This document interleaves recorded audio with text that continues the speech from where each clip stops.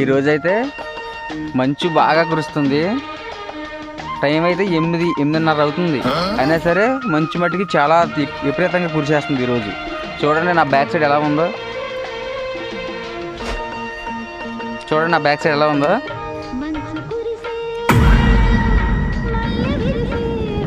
ఈరోజైతే మంచి అయితే ఫుల్గా కురుస్తుంది. చూడండి ఎంత బాగుందో.